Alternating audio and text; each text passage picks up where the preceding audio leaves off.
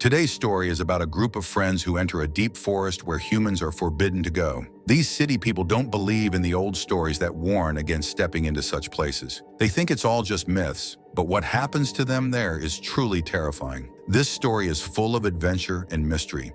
It all starts with a warning. Around the world, there are dangerous places that ancient texts mention, advising people to stay away. These places hold things beyond human understanding, and those who ignore the warnings often regret it. We then see Scott, a nervous young man in the forest, recording a video. His hands shake as he says, "This is not a joke." He explains that he is an American tourist who came to the Darien forest in Panama with his friends. By mistake, they wandered into a part of the jungle where they were not supposed to be. Now something strange is following them. Before he can finish asking for help, a terrifying scream fills the air, and Scott and his friends vanish without a trace. The story now takes us back 2 days earlier to uncover what led to the terrifying events in the jungle. Scott and his girlfriend Steph were heading on vacation with their friends. While packing for their flight, they received a video call from Elena, Trevor, and Charlie, who had already arrived in Panama and were enjoying a beach party. Laughing and joking, Scott told them that he and Steph would be there by noon, as their flight was in 2 hours. After some fun on the call, the couple left for the airport. Upon landing in Panama, Scott and Steph boarded a van sent by their hotel. The ride was long since the hotel was deep in the jungle, making the journey take much longer than expected. Eventually, they arrived and reunited with their friends. That evening, the group partied on the beach. While dancing and drinking, Trevor met a local girl named Carmen and started flirting with her. They chatted for a while, and soon Carmen joined their group. As the night went on, another local, Julio, arrived. Carmen introduced him to everyone, and they all continued partying together. The night was full of music, dancing, and laughter, unaware of the horror that awaited them in the days to come. That night, while everyone else was relaxing, Scott was browsing the internet, looking for nearby places to visit and activities to do the next day. While searching, he came across an article about the Darien Gap jungle. As he dug deeper, he discovered something disturbing. Every tourist who had ever ventured into that jungle had mysteriously disappeared without a trace. Intrigued, Scott continued his research and found a video online. In the footage, a group of tourists was seen walking towards the Darien Gap when they suddenly spotted something strange in the distance. The moment they laid eyes on the eerie figure, panic set in and they turned to run. Scott had no idea that in just 2 days, he would be recording a similar video himself. Instead of feeling scared, Scott was excited by the mystery and danger surrounding the jungle.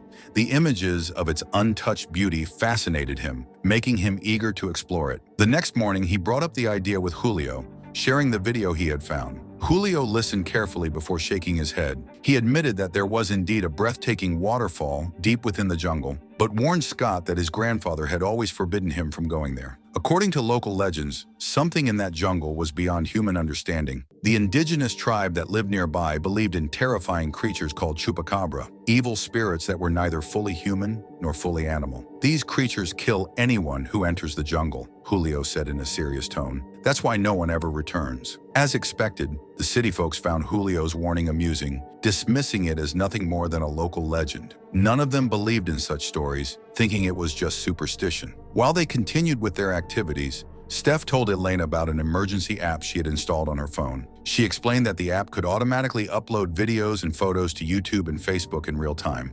Not only that, but it could also recognize contacts and tag them in the post, alerting them that the user was in danger. It was designed as a safety tool for emergencies. Later that night, the group sat around a campfire, laughing and chatting. The conversation soon turned to the idea of visiting the waterfall deep in the jungle. The more they talked about it, the more excited they became. But when Julio overheard their plan, he immediately spoke up, firmly warning them not to go. He also told Carmen not to take them there under any circumstances.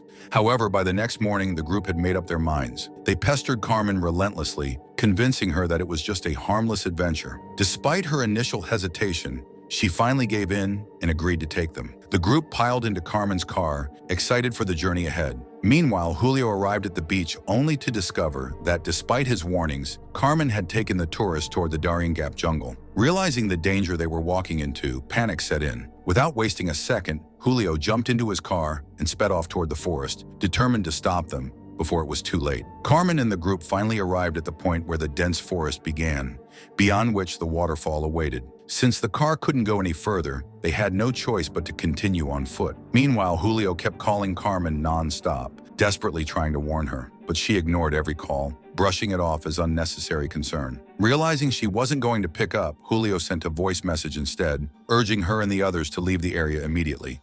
But Carmen still paid no attention, too caught up in the excitement of the adventure. She walked ahead, laughing and chatting with Trevor and the rest of the group, completely unaware of the danger lurking in the jungle. After hiking for about half an hour, they finally reached the waterfall. The sight was breathtaking, and without hesitation, they all jumped into the water, splashing around, taking photos, and enjoying themselves. On the other side of the forest, Julio finally reached the area while tracking them down. But before he could call out to them, he caught a glimpse of something terrifying, a shadowy figure moving between the trees. A chill ran down his spine as fear took over. He immediately turned back, jumped into his car, and sped away, his heart pounding. Back at the waterfall after having fun for a while, Trevor and Carmen decided to wander off alone to a quieter part of the forest. As they sat together enjoying the moment, Carmen suddenly felt uneasy. It was as if someone was watching them. She whispered her concern to Trevor, who dismissed it as her imagination, but agreed to check the surroundings to ease her mind. Trevor stepped away, disappearing into the trees as he looked around. But minutes passed, then more time, and he didn't return. Growing anxious, Carmen called out for him, but there was no answer. Feeling uneasy, she decided to look for him herself. Meanwhile, Scott and the others were getting dressed after their swim when a piercing scream shattered the peaceful atmosphere. It was Carmen. Without hesitation, they all ran towards the sound. At the same time, Trevor, who had been searching the forest, also heard Carmen's screams and started running back. Along the way, he noticed something lying on the ground, Carmen's bracelet. His stomach churned as he picked it up and continued moving forward. Just as he reached the others, he held up the bracelet and frantically explained that Carmen had disappeared. Alarmed, the group immediately started calling out her name and searching the area. But despite their efforts, time passed, and there was still no sign of her. Realizing something was seriously wrong, Scott pulled out his phone to call the hotel for help, but there was no signal. Determined to find a way to call for help, he decided to climb to a higher spot, hoping to get a signal. However, the jungle seemed like a maze. No matter which way they went, they couldn't seem to find an open area. It was as if the forest itself didn't want them to leave. As they kept walking, night fell, making the dense forest even more eerie. Just when they thought things couldn't get worse, they spotted movement in the bushes. The creature Julio had warned them about. Its glowing eyes locked onto them, and a wave of terror spread through the group. Panic set in, and without thinking, they all bolted in different directions, sprinting blindly through the darkness. In the chaos, they got separated, their desperate shouts for each other lost in the vast jungle. Trevor and Elena were catching their breath when a blood-curdling scream rang out. It was Charlie. Without hesitation, they ran toward the sound, only to freeze in horror at the sight before them. Charlie's body lay lifeless on the ground, drenched in blood, deep gashes covering his skin. His wide, unblinking eyes stared into nothingness. Terror gripped them, and they turned, running as fast as they could back to Scott and Steph. Gasping, they told them what had happened. Fear settled in as the brutal reality hit them. Julio's warnings were true. Something was in this jungle, and it was hunting them. Scott's fear quickly turned into anger, and he snapped at Trevor. It was Trevor who had insisted on coming to this cursed place. It was Trevor who kept pushing Carmen to take them deeper into the forest, and now Charlie was dead because of it. Frustration boiled over, and Scott shoved Trevor. "This is all your fault," he shouted. Trevor, just as shaken, pushed back. The two nearly came to blows, but Elena and Steph pulled them apart, urging them to focus on surviving instead of fighting. Realizing they needed to find help, the group pressed forward, searching for higher ground. After what felt like an eternity, they finally reached a spot where a weak signal flickered on their phones. Wasting no time, Scott pulled out his phone and began recording. His voice trembled as he spoke. "We are trapped in a forest in Panama. There's something here, something hunting us. Please send a rescue team. We don't have much time." He sent the video through the emergency app, ensuring it reached all his contacts. Just as the message went through, an ear-piercing scream tore through the silence. It was Trevor. Scott and the girls rushed toward Trevor's scream, their hearts pounding. When they reached him, they found Trevor lying on the ground, injured and struggling to move. Just as Scott stepped forward to help him, a shadow loomed from behind. The terrifying creature emerged from the darkness, its claws sinking into Trevor's body. With horrifying strength, it dragged Trevor deeper into the jungle. His screams of agony echoed as Scott and the others watched in shock, unable to do anything. Overcome with fear, Scott turned and ran, his breath ragged as he stumbled through the thick foliage. In his frantic escape, he unknowingly reached a dark cave. His pulse raced as he stepped inside, desperate for a hiding spot, only to freeze at the gruesome sight before him. The creature was inside, hunched over Charlie's mutilated body, devouring it. The sound of tearing flesh and crunching bones filled the space. Scott felt sick, his body shaking as he backed away as quietly as possible. He knew he had to get out before the creature noticed him. Careful not to make a sound, he slipped out of the cave and ran back to find Steph and Elena. Meanwhile, Julio had safely returned to the city. As he sat in his house trying to calm down, his phone buzzed. When he checked, he saw the emergency video Scott had recorded. His eyes widened in horror as he watched Scott pleading for help, confirming his worst fears. Without wasting a second, Julio rushed to his uncle, a respected elder in the local community. He showed him the video and explained everything that had happened. His uncle immediately understood the seriousness of the situation. By morning, Scott's video had gone viral. News channels across America and Panama picked up the story, and authorities quickly took action. The governments of both countries launched an urgent rescue mission. A military search team was deployed, with helicopters and ground forces sent deep into the jungle. As soldiers combed through the vast wilderness, Scott, Steph, and Elena remained hidden, exhausted and terrified.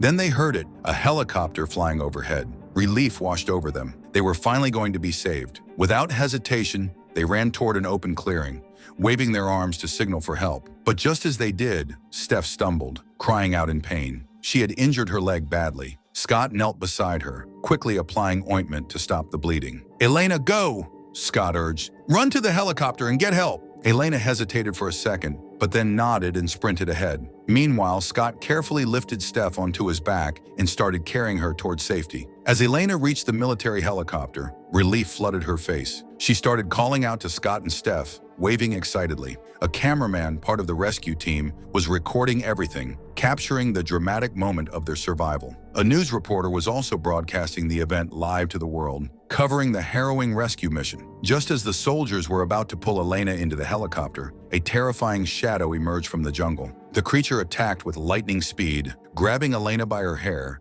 and yanking her back with inhuman strength. Her screams echoed through the air as the monstrous being sank its fangs into her skull, devouring her head within seconds. The scene was horrifying, and millions of people around the world watched in shock as the live broadcast abruptly cut to black. News anchors gasped in horror before the channel went silent. Meanwhile, Scott struggled to carry Steph through the dense jungle, determined to reach safety. But before they could get much farther, the creature appeared again. It lunged at them, sinking its claws into Steph and attempting to drag her away.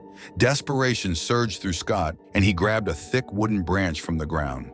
With all his strength, he swung it at the creature's face, striking it hard. The beast let out a shrill, unearthly screech and released Steph, but now it turned its full fury toward Scott. The creature tackled him, pinning him to the ground as it slashed at him with razor-sharp claws. Scott struggled, kicking and punching, but the creature was too strong. Just as it opened its mouth to tear into him, a series of gunshots rang out. The military had arrived. Soldiers opened fire, bullets ripping through the air and striking the creature. Wounded and overwhelmed, the beast let out a furious roar before retreating into the shadows of the jungle. Scott and Steph had survived. The soldiers rushed to their aid, lifting them into the helicopter and flying them to safety. Once in Panama, they were taken to a hospital where doctors treated their injuries. Though they had escaped with their lives, the horror they had witnessed would haunt them forever. In the final moments of the story, news anchors discussed the tragic disappearance of Scott's friends and the horrifying creature caught on live television.